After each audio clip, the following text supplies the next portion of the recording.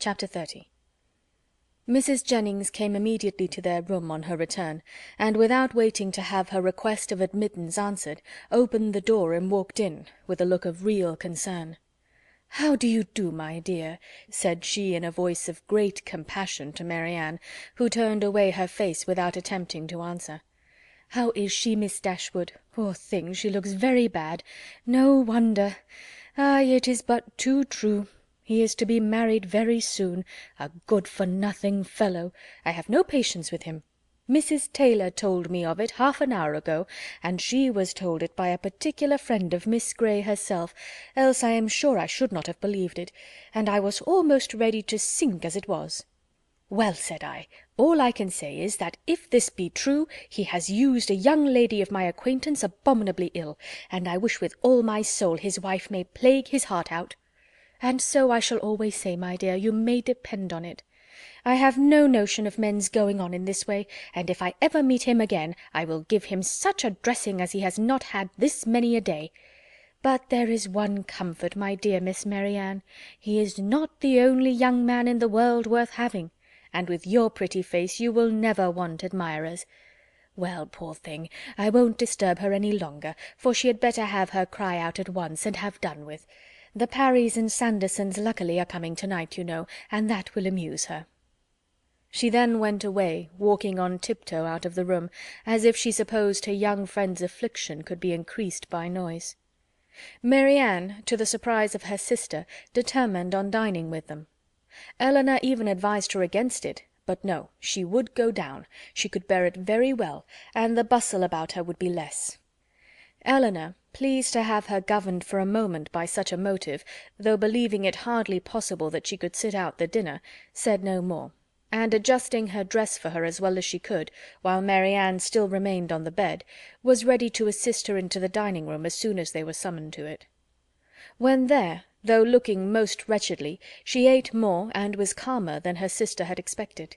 Had she tried to speak, or had she been conscious of half Mrs. Jennings's well-meant but ill-judged attentions to her, this calmness could not have been maintained; but not a syllable escaped her lips, and the abstraction of her thoughts preserved her in ignorance of everything that was passing before her. Elinor, who did justice to Mrs. Jennings's kindness, though its effusions were often distressing, and sometimes almost ridiculous, made her those acknowledgments, and returned her those civilities, which her sister could not make or return for herself. Their good friend saw that Marianne was unhappy, and felt that everything was due to her which might make her at all less so. She treated her, therefore, with all the indulgent fondness of a parent towards a favourite child on the last day of its holidays. Marianne was to have the best place by the fire, was to be tempted to eat by every delicacy in the house, and to be amused by the relation of all the news of the day. Had not Elinor, in the sad countenance of her sister, seen a check to all mirth, she could have been entertained by Mrs. Jennings's endeavours to cure a disappointment in love by a variety of sweetmeats and olives, and a good fire. As soon, however, as the consciousness of all this was forced by continual repetition on Marianne, she could stay no longer. With a hasty exclamation of misery, and a sign to her sister not to follow her, she directly got up and hurried out of the room. "Poor soul!" cried Mrs. Jennings as soon as she was gone. "How it grieves me to see her! And I declare, if she is not gone away without finishing her wine! And the dried cherries too! Lord, nothing seems to do her any good. I am sure if I knew of anything she would like, I would send all over the town for it. Well, it is the oddest thing to me that a man should use such a pretty girl so ill. But when there is plenty of money on one side, and next to none on the other, Lord bless you, they care no more about such things." "The lady, then, Miss Grey, I think you called her, is very rich?" £50,000, my dear. Did you ever see her? A smart, stylish girl, they say, but not handsome. I remember her aunt very well, Biddy Henshaw. She married a very wealthy man, but the family are all rich together. £50,000, and by all accounts it won't come before it's wanted, for they say he is all to pieces. No wonder, dashing about with his curricle and hunters. Well, it don't signify talking, but when a young man, be who he will, comes and makes love to a pretty girl and promises marriage, he has no business to fly off from his word only because he grows poor, and a richer girl is ready to have him. Why don't he in such a case sell his horses, let his house, turn off his servants, and make a thorough reform at once? I warrant you, Miss Mary Ann would have been ready to wait till matters came round, but that won't do nowadays.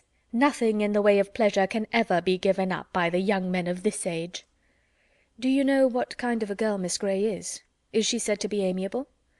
"I never heard any harm of her. Indeed, I hardly ever heard her mentioned, except that Mrs. Taylor did say this morning that one day Miss Walker hinted to her that she believed Mr. and Mrs. Ellison would not be sorry to have Miss Grey married, for she and Mrs. Ellison could never agree." "And who are the Ellisons?" "Her guardians, my dear. But now she is of age and may choose for herself, and a pretty choice she has made. What now?" after pausing a moment. "Your poor sister is gone to her own room, I suppose to moan by herself. Is there nothing one can get to comfort her? Poor dear, it seems quite cruel to let her be alone. Well, by and by we shall have a few friends, and that will amuse her a little. What shall we play at? She hates whist, I know, but is there no round game she cares for?" "Dear ma'am, this kindness is quite unnecessary. Mary Ann, I dare say, will not leave her room again this evening. I shall persuade her, if I can, to go early to bed, for I am sure she wants rest." "Ay, I believe that will be best for her. Let her name her own supper and go to bed. Lord, no wonder she has been looking so bad and so cast down this last week or two, for this matter, I suppose, has been hanging over her head as long as that. And so the letter that came to-day finished it. Poor soul! I am sure if I had had a notion of it, I would not have joked her about it for all my money. But then, you know, how should I guess such a thing? I made sure of its being nothing but a common love letter, and you know young people like to be laughed at about them. Lord, how concerned Sir John and my daughters will be when they hear it! If I had my senses about me, I might have called in Conduit Street on my way home, and told them of it, but I shall see them to-morrow. It would be unnecessary, I am sure, for you to caution Mrs. Palmer and Sir John against ever naming Mr. Willoughby, or making the slightest allusion to what has passed before my sister. Their own want of good nature must point out to them the real cruelty of appearing to know anything about it when she is present, and the less that may ever be said to myself on the subject, the more my feelings will be spared, as you, my dear madam, will easily believe. "Oh Lord, yes, that I do indeed. It must be terrible for you to hear it talked of, and as for your sister, I am sure I would not mention a word about it to her for the world. You saw I did not all dinner time. No more would Sir John nor my daughters, for they are all very thoughtful and considerate, especially if I give them a hint, as I certainly will. For my part, I think the less that is said about such things the better, the sooner 'tis blown over and forgot. And what does talking ever do, you know?" "In this affair it can only do harm, more so perhaps than in many cases of a similar kind, for it has been attended by circumstances which, for the sake of every one concerned in it, make it unfit to become the public conversation. I must do this justice to Mr. Willoughby: he has broken no positive engagement with my sister." "Law, my dear, don't pretend to defend him. No positive engagement, indeed, after taking her all over Allenham House, and fixing on the very rooms they were to live in hereafter."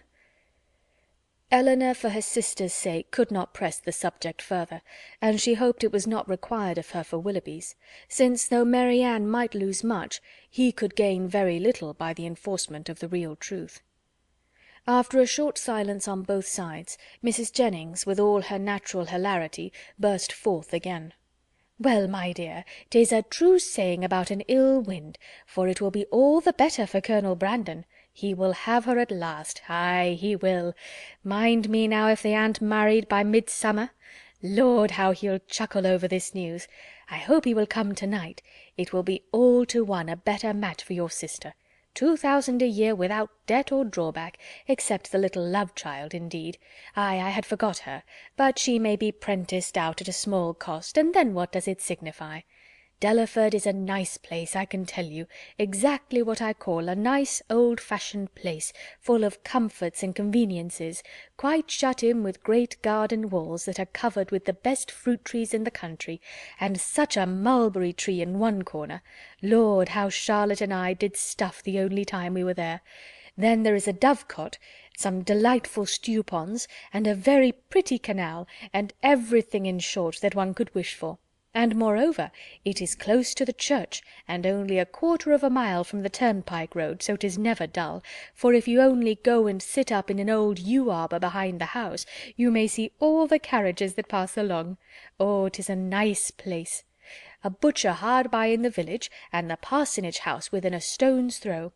To my fancy 1,000 times prettier than Barton Park, where they are forced to send 3 miles for their meat, and have not a neighbour nearer than your mother. Well, I shall spirit up the Colonel as soon as I can. One shoulder of mutton, you know, drives another down. If we can but put Willoughby out of her head." "Ay, if we can do that, ma'am," said Elinor, "we shall do very well with or without Colonel Brandon." And then, rising, she went away to join Mary Ann, whom she found, as she expected, in her own room, leaning in silent misery over the small remains of a fire, which, till Elinor's entrance, had been her only light. "You had better leave me," was all the notice that her sister received from her. "I will leave you," said Elinor, "if you will go to bed."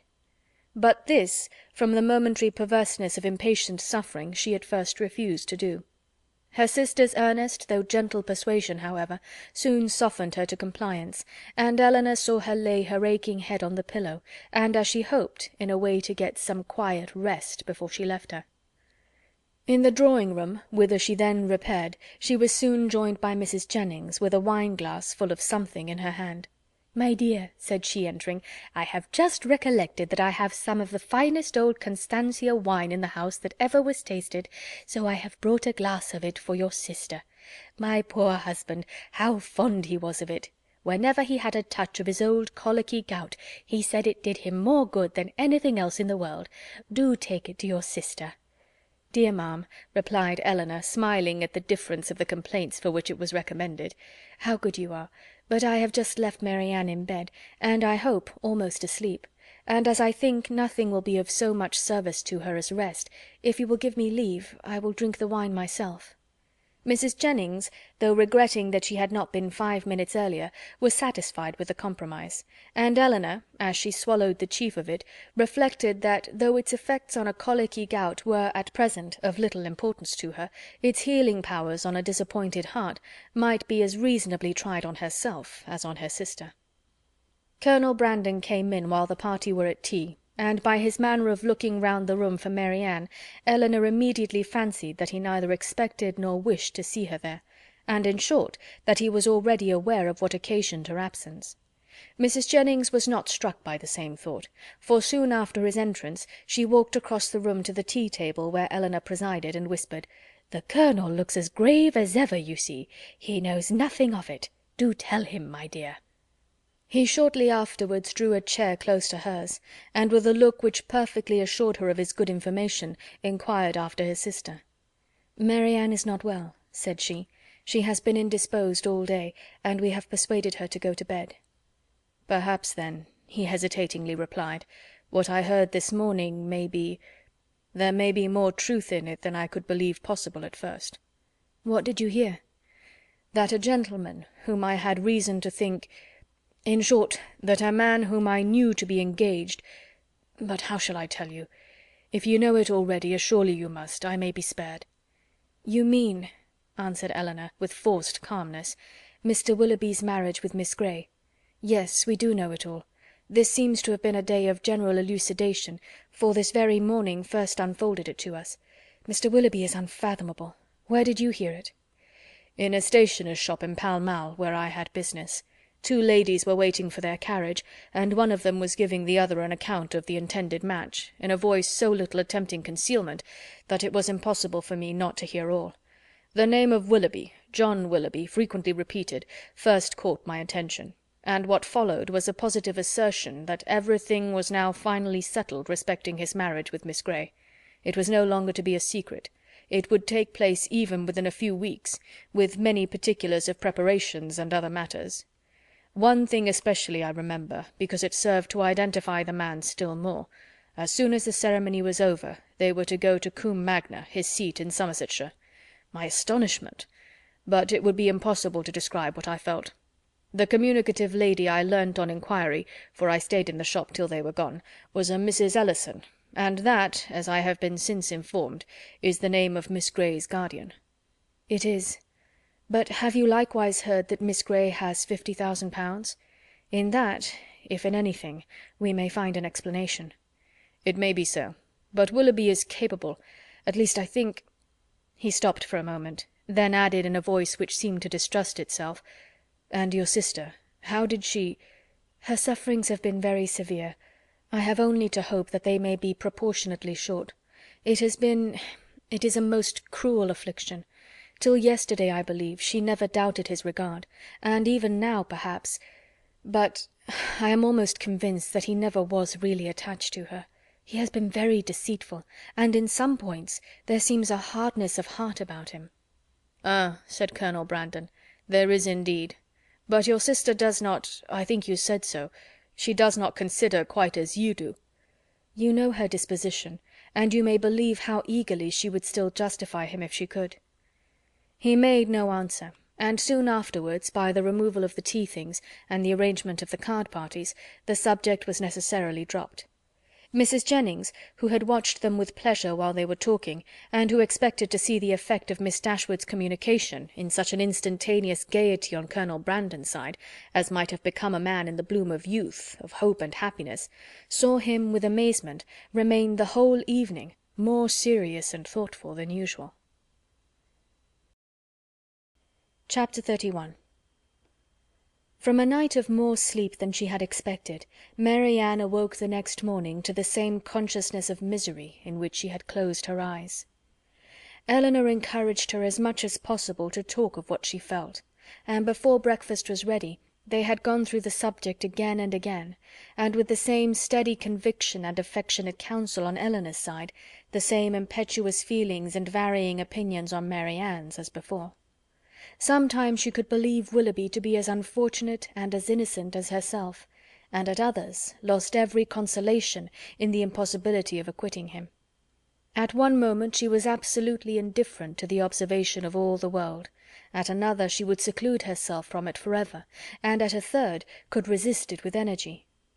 In one thing, however, she was uniform when it came to the point, in avoiding, where it was possible, the presence of Mrs. Jennings, and in a determined silence when obliged to endure it. Her heart was hardened against the belief of Mrs. Jennings entering into her sorrows with any compassion.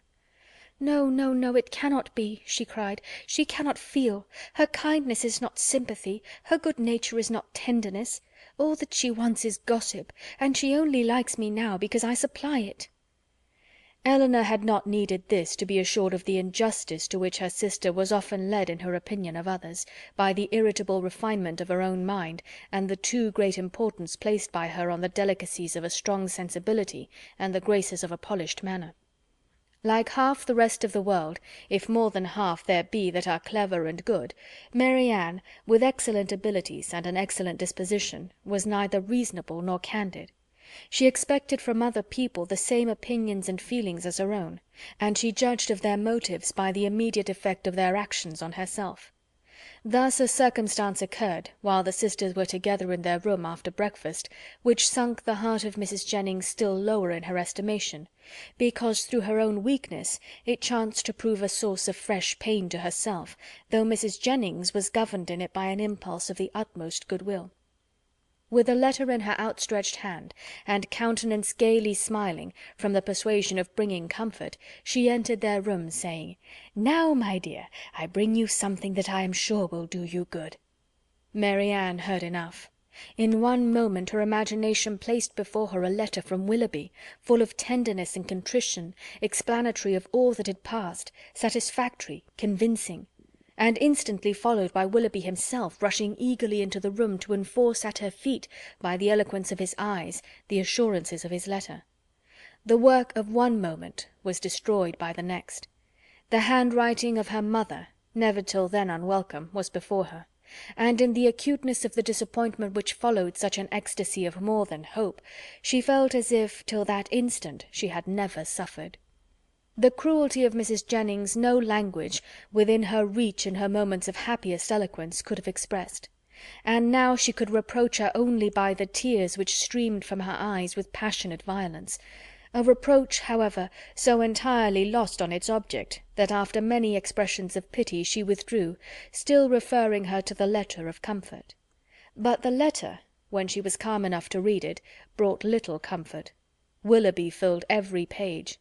Her mother, still confident of their engagement, and relying as warmly as ever on his constancy, had only been roused by Elinor's application to entreat from Mary Anne greater openness towards them both, and this with such tenderness towards her, such affection for Willoughby, and such a conviction of their future happiness in each other, that she wept with agony through the whole of it.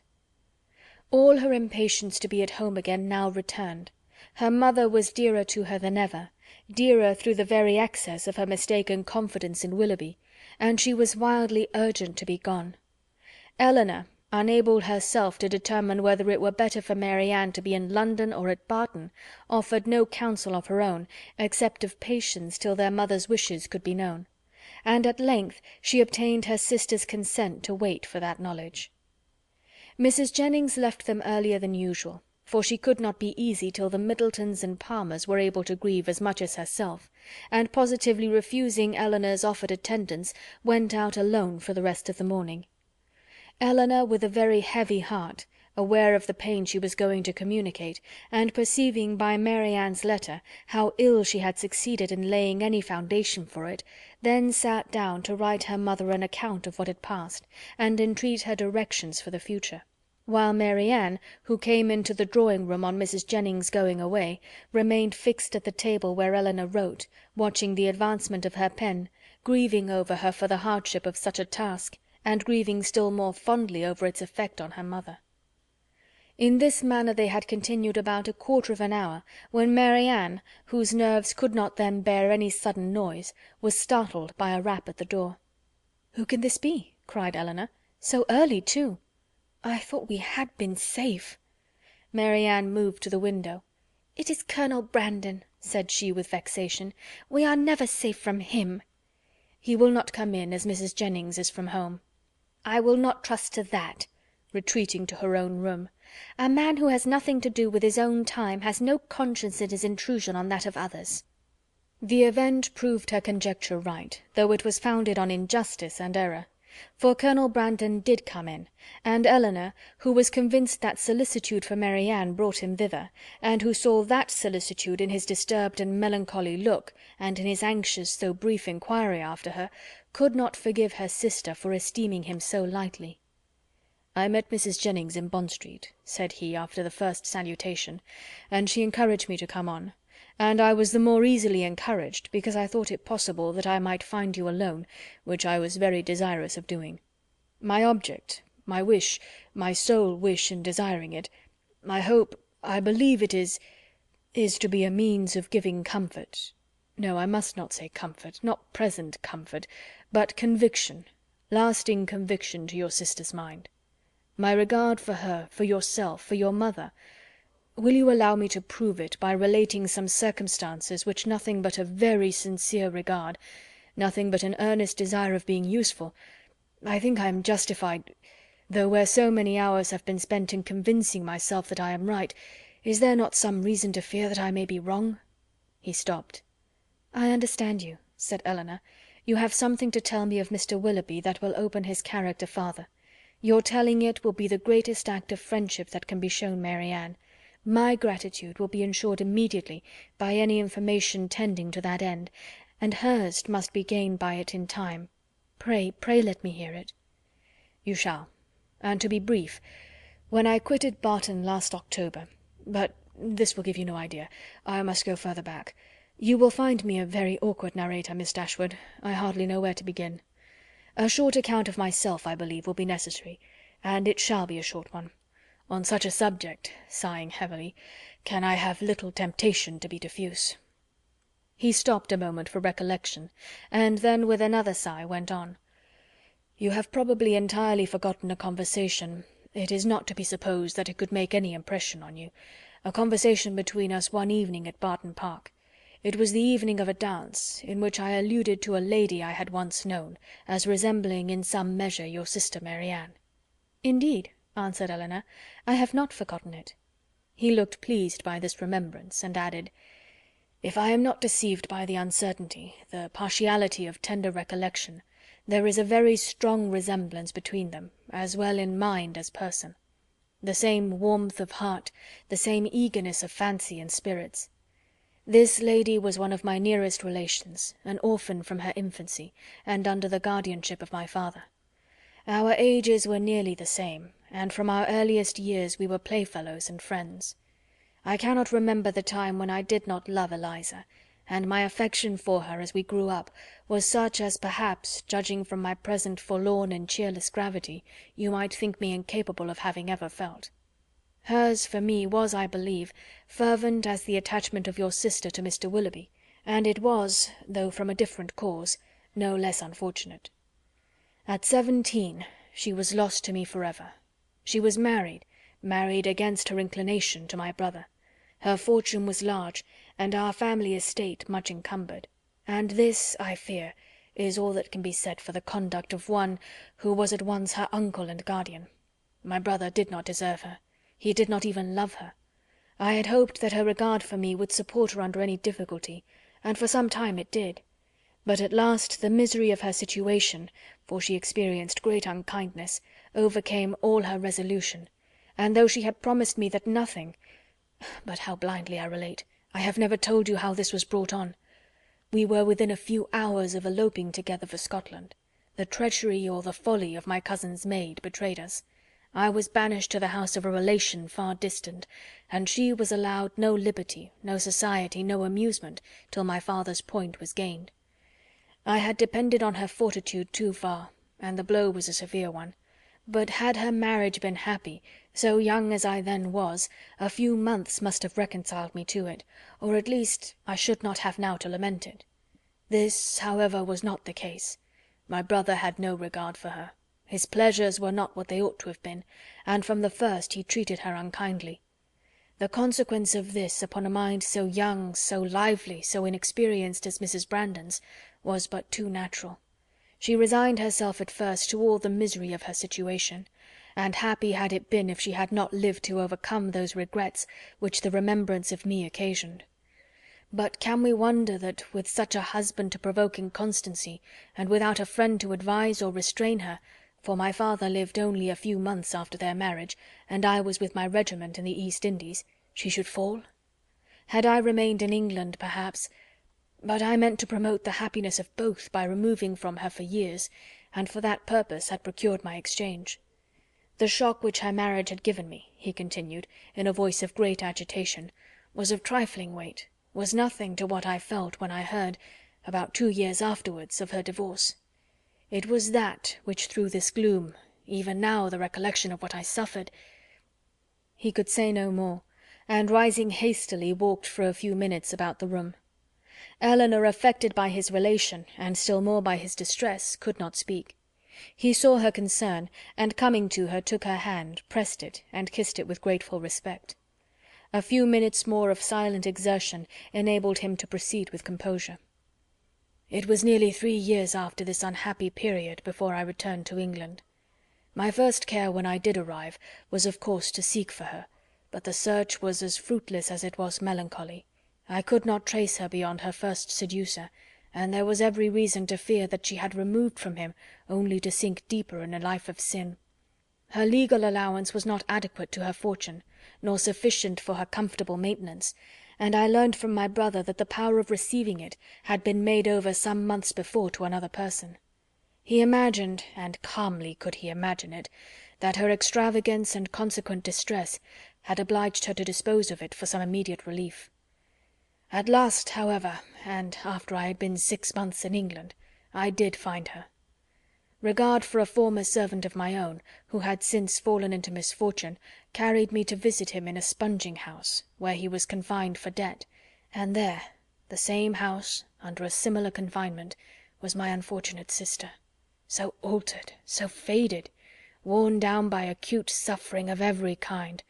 Hardly could I believe the melancholy and sickly figure before me to be the remains of the lovely, blooming, healthful girl on whom I had once doted. What I endured in so beholding her— but I have no right to wound your feelings by attempting to describe it. I have pained you too much already. That she was, to all appearance, in the last stage of a consumption was— yes, in such a situation it was my greatest comfort. Life could do nothing for her, beyond giving time for a better preparation for death, and that was given. I saw her placed in comfortable lodgings, and under proper attendance. I visited her every day during the rest of her short life. I was with her in her last moments." Again he stopped to recover himself, and Elinor spoke her feelings in an exclamation of tender concern at the fate of his unfortunate friend. "Your sister, I hope, cannot be offended," said he, "by the resemblance I have fancied between her and my poor disgraced relation. Their fates, their fortunes, cannot be the same, and had the natural sweet disposition of the one been guarded by a firmer mind, or a happier marriage, she might have been all that you will live to see the other be. But to what does all this lead? I seem to have been distressing you for nothing. Ah, Miss Dashwood, a subject such as this, untouched for 14 years, it is dangerous to handle it at all. I will be more collected, more concise. She left to my care her only child, a little girl, the offspring of her first guilty connection, who was then about 3 years old. She loved the child, and had always kept it with her. It was a valued, a precious trust to me, and gladly would I have discharged it in the strictest sense by watching over her education myself, had the nature of our situations allowed it. But I had no family, no home, and my little Eliza was therefore placed at school. I saw her there whenever I could, and after the death of my brother, which happened about 5 years ago, and which left to me the possession of the family property, she visited me at Delaford. I called her a distant relation, but I am well aware that I have in general been suspected of a much nearer connection with her. It is now 3 years ago, she had just reached her 14th year, that I removed her from school, to place her under the care of a very respectable woman residing in Dorsetshire, who had the charge of 4 or 5 other girls of about the same time of life, and for 2 years I had every reason to be pleased with her situation. But last February, almost a 12-month back, she suddenly disappeared. I had allowed her, imprudently as it turned out, at her earnest desire, to go to Bath with one of her young friends, who was attending her father there for his health. I knew him to be a very good sort of man, and I thought well of his daughter, better than she deserved, for with a most obstinate and ill-judged secrecy she would tell nothing, would give no clue, though she certainly knew all. He, her father, a well-meaning but not a quick-sighted man, could really, I believe, give no information, for he had been generally confined to the house, while the girls were ranging over the town, and making what acquaintance they chose. And he tried to convince me, as thoroughly as he was convinced himself, of his daughter's being entirely unconcerned in the business. In short, I could learn nothing but that she was gone. All the rest, for 8 long months, was left to conjecture. What I thought, what I feared, may be imagined, and what I suffered too. "Good heavens!" cried Elinor, could Willoughby—" "The first news that reached me of her," he continued, "came in a letter from herself last October. It was forwarded to me from Delaford, and I received it on the very morning of our intended party to Whitwell. And this was the reason of my leaving Barton so suddenly, which I am sure must at the time have appeared strange to everybody, and which I believe gave offence to some.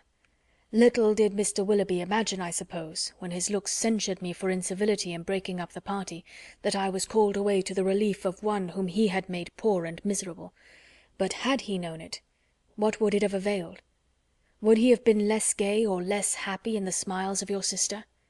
No, he had already done that which no man who can feel for another would do. He had left the girl, whose youth and innocence he had seduced, in a situation of the utmost distress, with no creditable home, no help, no friends, ignorant of his address. He had left her, promising to return. He neither returned, nor wrote, nor relieved her." "This is beyond everything!" exclaimed Elinor. "His character is now before you, expensive, dissipated, and worse than both. Knowing all this, as I have now known it many weeks, guess what I must have felt on seeing your sister as fond of him as ever, and on being assured that she was to marry him. Guess what I must have felt for all your sakes. When I came to you last week and found you alone, I came determined to know the truth, though irresolute to what to do when it was known. My behaviour must have seemed strange to you then, but now you will comprehend it. To suffer you all to be so deceived, to see your sister— But what could I do? I had no hope of interfering with success, and sometimes I thought your sister's influence might yet reclaim him. But now, after such dishonourable usage, who can tell what were his designs on her? Whatever they may have been, however, she may now, and hereafter doubtless will, turn with gratitude towards her own condition when she compares it with that of my poor Eliza, when she considers the wretched and hopeless situation of this poor girl, and pictures her to herself with an affection for him so strong, still as strong as her own, and with a mind tormented by self-reproach which must attend her through life. Surely this comparison must have its use with her. She will feel her own sufferings to be nothing. They proceed from no misconduct, and can bring no disgrace. On the contrary, every friend must still be made more her friend by them. Concern for her unhappiness, and respect for her fortitude under it, must strengthen every attachment. Use your own discretion, however, in communicating to her what I have told you. You must know best what will be its effect, but had I not seriously, and from my heart, believed it might be of service, might lessen her regrets, I would not have suffered myself to trouble you with this account of my family afflictions, with a recital which may seem to have been intended to raise myself at the expense of others. Elinor's thanks followed this speech with grateful earnestness, attended too with the assurance of her expecting material advantage to Marianne from the communication of what had passed. "I have been more pained," said she, "by her endeavours to acquit him than by all the rest, for it irritates her mind more than the most perfect conviction of his unworthiness can do. Now, though at first she will suffer much, I am sure she will soon become easier. Have you," she continued after a short silence, "ever seen Mr. Willoughby since you left him at Barton?" "Yes," he replied gravely, "once I have. One meeting was unavoidable." Elinor, startled by his manner, looked at him anxiously, saying, "What, have you met him to—" "I could meet him no other way. Eliza had confessed to me, though most reluctantly, the name of her lover, and when he returned to town, which was within a fortnight after myself, we met by appointment, he to defend, I to punish his conduct. We returned unwounded, and the meeting therefore never got abroad." Elinor sighed over the fancied necessity of this, but to a man and a soldier she presumed not to censure it. "Such," said Colonel Brandon after a pause, "has been the unhappy resemblance between the fate of mother and daughter, and so imperfectly have I discharged my trust." "Is she still in town?" "No. As soon as she recovered from her lying in, for I found her near her delivery, I removed her and her child into the country, and there she remains." Recollecting soon afterwards that he was probably dividing Elinor from her sister, he put an end to his visit, receiving from her again the same grateful acknowledgments, and leaving her full of compassion and esteem for him. Chapter 32. When the particulars of this conversation were repeated by Miss Dashwood to her sister, as they very soon were, the effect on her was not entirely such as the former had hoped to see. Not that Marianne appeared to distrust the truth of any part of it, for she listened to it all with the most steady and submissive attention, made neither objection nor remark, attempted no vindication of Willoughby, and seemed to show by her tears that she felt it to be impossible. But though this behaviour assured Elinor that the conviction of this guilt was carried home to her mind, though she saw with satisfaction the effect of it in her no longer avoiding Colonel Brandon when he called, in her speaking to him, even voluntarily speaking, with a kind of compassionate respect, and though she saw her spirits less violently irritated than before, she did not see her less wretched. Her mind did become settled, but it was settled in a gloomy dejection. She felt the loss of Willoughby's character yet more heavily than she had felt the loss of his heart. His seduction and desertion of Miss Williams, the misery of that poor girl, and the doubt of what his designs might once have been on herself, preyed altogether so much on her spirits that she could not bring herself to speak of what she felt even to Elinor, and brooding over her sorrows in silence gave more pain to her sister than could have been communicated by the most open and most frequent confession of them. To give the feelings or the language of Mrs. Dashwood on receiving and answering Elinor's letter would be only to give a repetition of what her daughters had already felt and said, of a disappointment hardly less painful than Marianne's, and an indignation even greater than Elinor's. Long letters from her, quickly succeeding each other, arrived to tell all that she suffered and thought, to express her anxious solicitude for Marianne, and entreat she would bear up with fortitude under this misfortune. Bad indeed must the nature of Marianne's affliction be, when her mother could talk of fortitude. Mortifying and humiliating must be the origin of those regrets which she could wish her not to indulge. Against the interest of her own individual comfort, Mrs. Dashwood had determined that it would be better for Marianne to be anywhere at that time than at Barton, where everything within her view would be bringing back the past in the strongest and most afflicting manner, by constantly placing Willoughby before her, such as she had always seen him there. She recommended it to her daughters, therefore, by all means not to shorten their visit to Mrs. Jennings, the length of which, though never exactly fixed, had been expected by all to comprise at least 5 or 6 weeks. A variety of occupations, of objects, and of company, which could not be procured at Barton, would be inevitable there, and might yet, she hoped, cheat Marianne at times into some interest beyond herself, and even into some amusement, much as the ideas of both might now be spurned by her. From all danger of seeing Willoughby again, her mother considered her to be at least equally safe in town as in the country, since his acquaintance must now be dropped by all who called themselves her friends. Design could never bring them in each other's way, negligence could never leave them exposed to a surprise, and chance had less in its favour in the crowd of London than even in the retirement of Barton, where it might force him before her while paying that visit at Allenham on his marriage, which Mrs. Dashwood, from foreseeing at first as a probable event, had brought herself to expect as a certain one. She had yet another reason for wishing her children to remain where they were. A letter from her son-in-law had told her that he and his wife were to be in town before the middle of February, and she judged it right that they should sometime see their brother. Marianne had promised to be guided by her mother's opinion, and she submitted to it therefore without opposition, though it proved perfectly different from what she wished and expected, though she felt it to be entirely wrong, formed on mistaken grounds, and that by requiring her longer continuance in London it deprived her of the only possible alleviation of her wretchedness, the personal sympathy of her mother, and doomed her to such society and such scenes as must prevent her ever knowing a moment's rest. But it was a matter of great consolation to her that what brought evil to herself would bring good to her sister, and Elinor, on the other hand, suspecting that it would not be in her power to avoid Edward entirely, comforted herself by thinking that though their longer stay would therefore militate against her own happiness, it would be better for Marianne than an immediate return into Devonshire. Her carefulness in guarding her sister from ever hearing Willoughby's name mentioned was not thrown away. Marianne, though without knowing it herself, reaped all its advantage, for neither Mrs. Jennings, nor Sir John, nor even Mrs. Palmer herself, ever spoke of him before her. Elinor wished that the same forbearance could have extended towards herself, but that was impossible, and she was obliged to listen day after day to the indignation of them all. Sir John could not have thought it possible. A man of whom he had always had such reason to think well, such a good-natured fellow.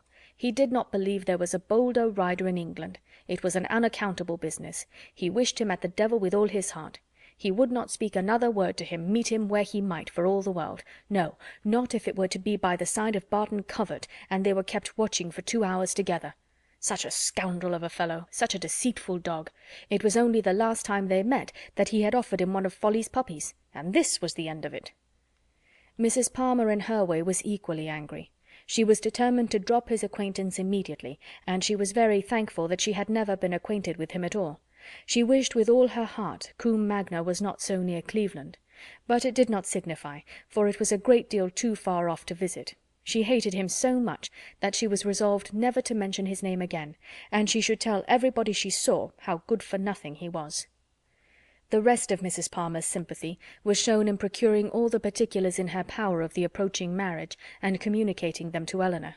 She could soon tell at what coachmaker's the new carriage was building, by what painter Mr. Willoughby's portrait was drawn, and at what warehouse Miss Grey's clothes might be seen.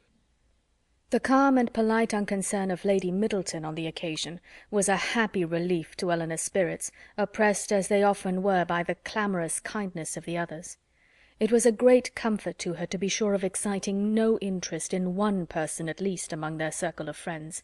a great comfort to know that there was one who would meet her without feeling any curiosity after particulars, or any anxiety for her sister's health. Every qualification is raised at times, by the circumstances of the moment, to more than its real value, and she was sometimes worried by the officious condolence to rate good breeding as more indispensable to comfort than good nature.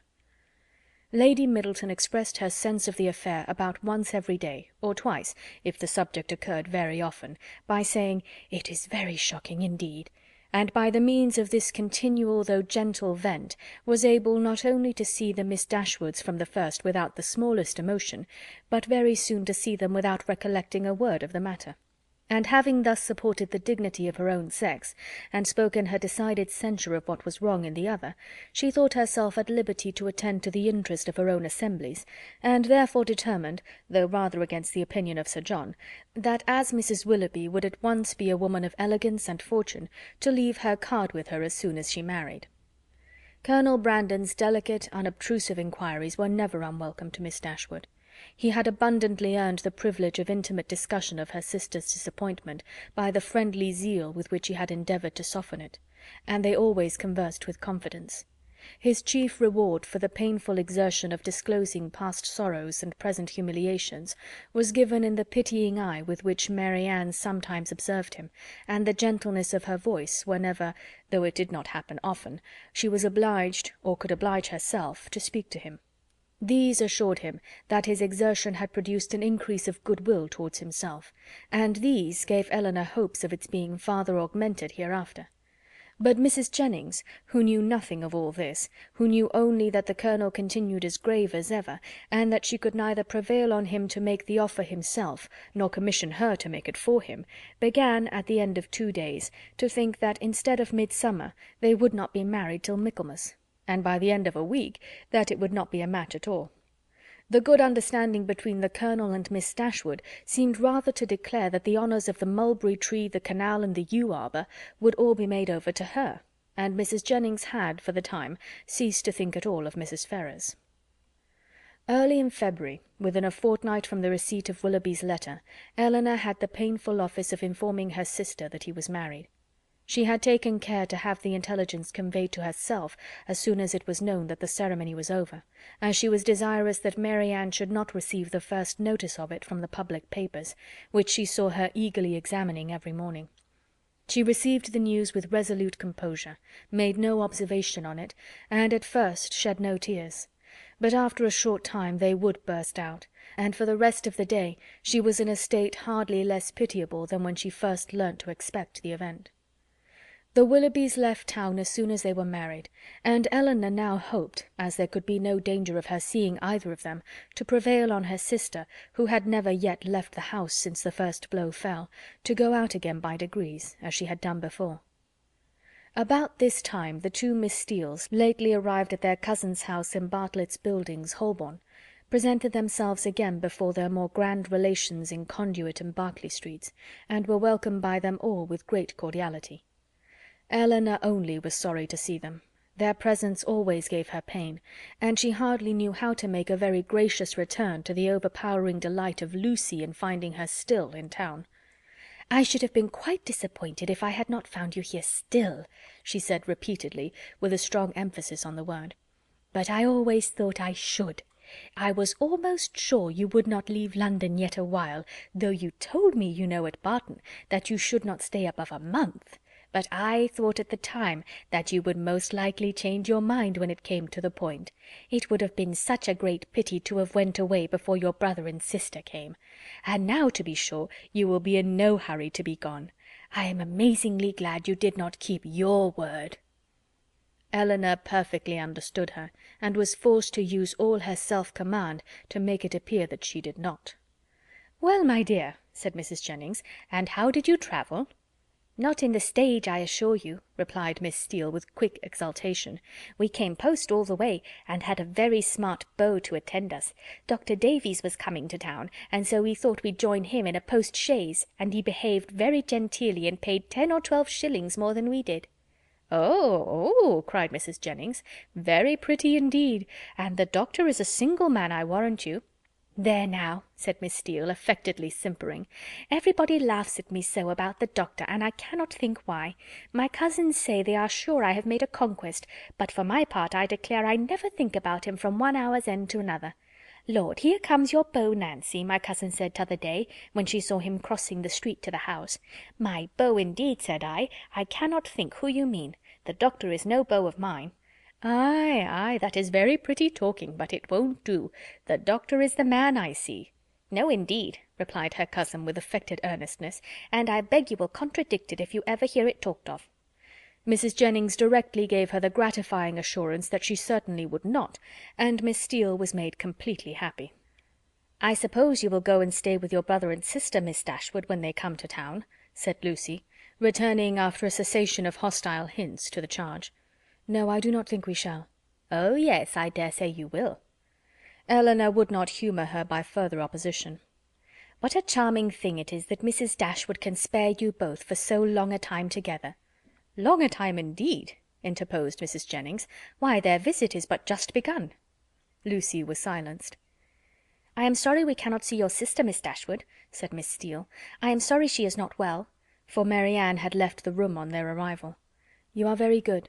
My sister will be equally sorry to miss the pleasure of seeing you, but she has been very much plagued lately with nervous headaches, which make her unfit for company or conversation." "Oh, dear! That is a great pity. But such old friends as Lucy and me, I think she might see us, and I am sure we would not speak a word." Elinor with great civility declined the proposal. Her sister was perhaps laid down upon the bed, or in her dressing gown, and therefore not able to come to them. "Oh, if that's all," cried Miss Steele, "we can just as well go and see her." Elinor began to find this impertinence too much for her temper, but she was saved the trouble of checking it by Lucy's sharp reprimand, which now, as on many occasions, though it did not give much sweetness to the manners of one sister, was of advantage in governing those of the other. Chapter 33. After some opposition, Marianne yielded to her sister's entreaties, and consented to go out with her and Mrs. Jennings one morning for half an hour. She expressly conditioned, however, for paying no visits, and would do no more than accompany them to Gray's in Sackville Street, where Elinor was carrying on a negotiation for the exchange of a few old-fashioned jewels of her mother. When they stopped at the door, Mrs. Jennings recollected that there was a lady at the other end of the street on whom she ought to call, and as she had no business at Gray's, it was resolved that while her young friends transacted theirs, she should pay her visit and return for them. On ascending the stairs, the Miss Dashwoods found so many people before them in the room that there was not a person at liberty to tend to their orders, and they were obliged to wait.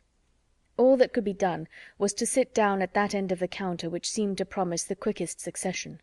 One gentleman only was standing there, and it is probable that Elinor was not without hope of exciting his politeness to a quicker despatch. But the correctness of his eye and the delicacy of his taste proved to be beyond his politeness.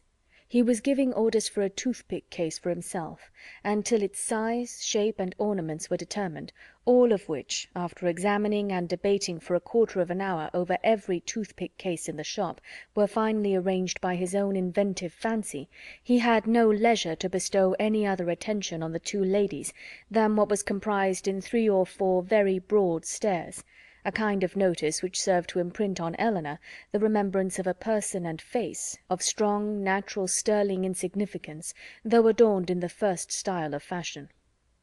Marianne was spared from the troublesome feelings of contempt and resentment on this impertinent examination of their features, and on the puppyism of his manner in deciding on all the different horrors of the different toothpick cases presented to his inspection, by remaining unconscious of it all. For she was as well able to collect her thoughts within herself, and be as ignorant of what was passing around her in Mr. Gray's shop as in her own bedroom. At last the affair was decided.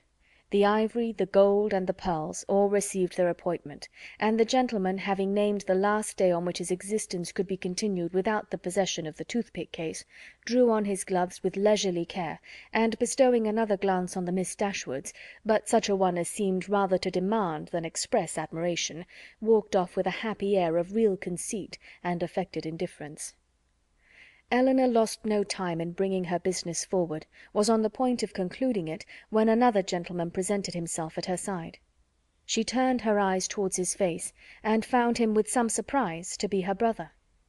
Their affection and pleasure in meeting was just enough to make a very creditable appearance in Mr. Grey's shop. John Dashwood was really far from being sorry to see his sisters again. It rather gave them satisfaction, and his inquiries after their mother were respectful and attentive. Elinor found that he and Fanny had been in town 2 days. "I wished very much to call upon you yesterday," said he, "but it was impossible, for we were obliged to take Harry to see the wild beasts at Exeter Exchange, and we spent the rest of the day with Mrs. Ferrars. Harry was vastly pleased. This morning I had fully intended to call on you, if I could possibly find a spare half-hour, but one has always so much to do on first coming to town. I am come here to bespeak Fanny a seal, but to-morrow I think I shall certainly be able to call in Berkeley Street, and be introduced to your friend Mrs. Jennings. I understand she is a woman of very good fortune. And the Middletons, too, you must introduce me to them. As my mother-in-law's relations, I shall be happy to show them every respect. They are excellent neighbours to you in the country, I understand." "Excellent indeed. Their attention to our comfort, their friendliness in every particular, is more than I can express." "I am extremely glad to hear it, upon my word, extremely glad indeed. But so it ought to be. They are people of large fortune, they are related to you, and every civility and accommodation that can serve to make your situation pleasant might be reasonably expected. And so you are most comfortably settled in your little cottage, and want for nothing. Edward brought us a most charming account of the place, the most complete thing of its kind, he said, that ever was, and you all seemed to enjoy it beyond anything. It was a great satisfaction to us to hear it, I assure you." Elinor did feel a little ashamed of her brother, and was not sorry to be spared the necessity of answering him by the arrival of Mrs. Jennings's servant, who came to tell her that his mistress waited for them at the door. Mr. Dashwood attended them downstairs, was introduced to Mrs. Jennings at the door of her carriage, and repeating his hope of being able to call on them the next day, took leave. His visit was duly paid. He came with a pretence at an apology from their sister-in-law for not coming too, but she was so much engaged with her mother that really she had no leisure for going anywhere. Mrs. Jennings, however, assured him directly that she should not stand upon ceremony, for they were all cousins, or something like it, and she should certainly wait on Mrs. John Dashwood very soon, and bring her sisters to see her. His manners to them, though calm, were perfectly kind. To Mrs. Jennings most attentively civil, and on Colonel Brandon's coming in soon after himself, he eyed him with a curiosity which seemed to say that he only wanted to know him to be rich, to be equally civil to him. After staying with them half an hour, he asked Elinor to walk with him to Conduit Street, and introduce him to Sir John and Lady Middleton. The weather was remarkably fine, and she readily consented. As soon as they were out of the house, his inquiries began. "Who is Colonel Brandon? Is he a man of fortune?" "Yes, he has very good property in Dorsetshire." "I am glad of it. He seems a most gentlemanlike man, and I think, Elinor, I may congratulate you on the prospect of a very respectable establishment in life." "Me, brother? What do you mean?" "He likes you. I observed him narrowly, and am convinced of it. What is the amount of his fortune?" "I believe about 2,000 a year." 2,000 a year. And then, working himself up to a pitch of enthusiastic generosity, he added, "Elinor, I wish with all my heart it were twice as much for your sake." "Indeed, I believe you," replied Elinor, "but I am very sure that Colonel Brandon has not the smallest wish of marrying me." "You are mistaken, Elinor, you are very much mistaken. A very little trouble on your side secures him. Perhaps just at present he may be undecided. The smallness of your fortune may make him hang back. His friends may all advise him against it. But some of the little attentions and encouragements which ladies can so easily give will fix him in spite of himself. And there can be no reason why you should not try for him. It is not to be supposed that any prior attachment on your side... In short, you know, as to an attachment of that kind, it is quite out of the question, the objections are insurmountable. You have too much sense not to see all that. Colonel Brandon must be the man, and no civility shall be wanting on my part to make him pleased with you and your family. It is a match that must give universal satisfaction. In short, it is a kind of thing that," lowering his voice to an important whisper, "will be exceedingly welcome to all parties." Recollecting himself, however, he added, "That is, I mean to say, your friends are all truly anxious to see you well settled, Fanny particularly, for she has your interest very much at heart, I assure you. And her mother, too, Mrs. Ferrars, a very good-natured woman. I am sure it would give her great pleasure. She said as much the other day." Eleanor would not vouchsafe any answer. "It would be something remarkable now," he continued, "something droll, if Fanny should have a brother, and I a sister, settling at the same time. And yet it is not very unlikely." "Is Mr. Edward Ferrars," said Eleanor with resolution, "going to be married?"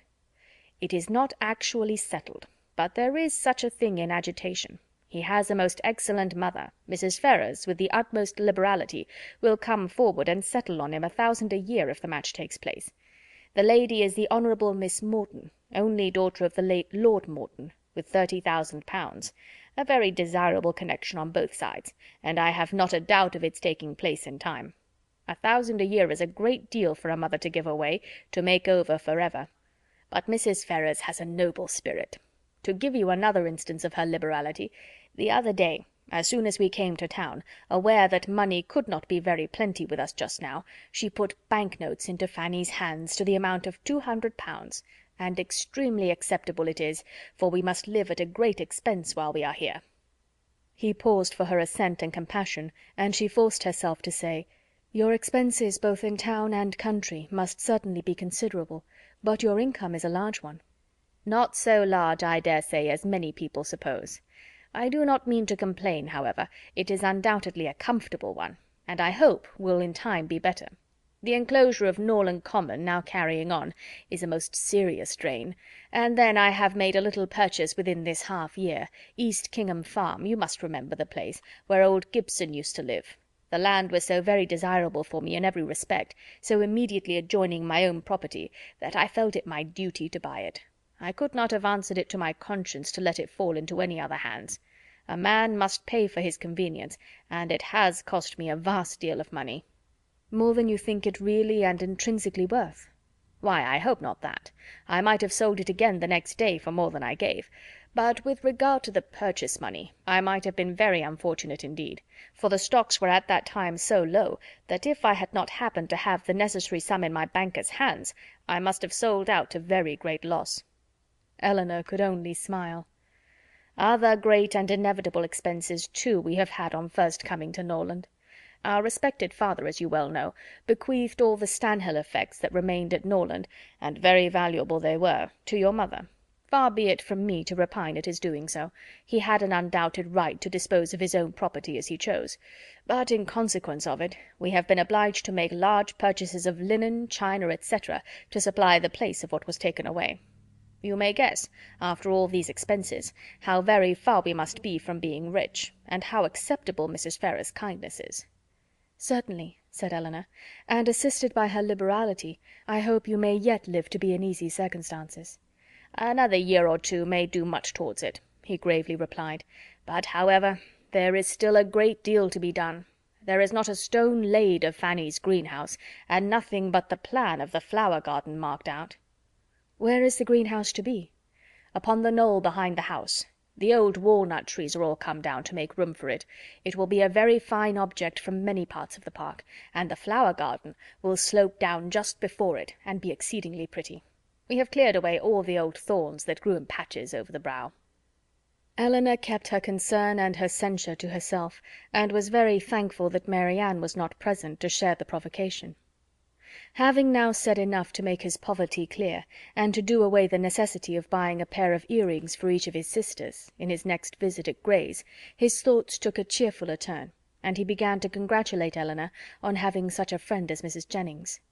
"She seems a most valuable woman indeed. Her house, her style of living, all bespeak an exceeding good income, and it is an acquaintance that has not only been of great use to you hitherto, but in the end may prove materially advantageous. Her inviting you to town is certainly a vast thing in your favor, and indeed it speaks altogether so great a regard for you, that in all probability when she dies you will not be forgotten. She must have a great deal to leave." "Nothing at all, I should rather suppose, for she has only her jointure, which will descend to her children." "But it is not to be imagined that she lives up to her income. Few people of common prudence will do that, and whatever she saves she will be able to dispose of." "And do you not think it more likely that she should leave it to her daughters than to us?" "Her daughters are both exceedingly well married, and therefore I cannot perceive the necessity of her remembering them farther. whereas in my opinion, by her taking so much notice of you, and treating you in this kind of way, she has given you a sort of claim on her future consideration, which a conscientious woman would not disregard. Nothing can be kinder than her behaviour, and she can hardly do all this without being aware of the expectation it raises." "But she raises none in those most concerned. Indeed, brother, your anxiety for our welfare and prosperity carries you too far." "Why, to be sure," said he, seeming to recollect himself, "people have little, very little, in their power. But, my dear Eleanor, what is the matter with Mary Anne? She looks very unwell, has lost her colour, and is grown quite thin. Is she ill?" "She is not well. She has had a nervous complaint on her for several weeks." "I am sorry for that. At her time of life anything of an illness destroys the bloom for ever. Hers has been a very short one. She was as handsome a girl last September as ever I saw, and as likely to attract the man. There was something in her style of beauty to please them particularly. I remember Fanny used to say that she would marry sooner and better than you did. Not but what she is exceedingly fond of you, but so it happened to strike her. She will be mistaken, however. I question whether Mary Anne now will marry a man worth more than 500 or 600 a year at the utmost, and I am very much deceived if you do not do better. Dorsetshire. I know very little of Dorsetshire, but, my dear Eleanor, I shall be exceedingly glad to know more of it, and I think I can answer for your having Fanny and myself among the earliest and best pleased of your visitors." Eleanor tried very seriously to convince him that there was no likelihood of her marrying Colonel Brandon, but it was an expectation of too much pleasure to himself to be relinquished, and he was really resolved on seeking an intimacy with that gentleman, and promoting the marriage by every possible attention. He had just compunction enough for having done nothing for his sisters himself, to be exceedingly anxious that everybody else should do a great deal, and an offer from Colonel Brandon, or a legacy from Mrs. Jennings, was the easiest means of atoning for his own neglect.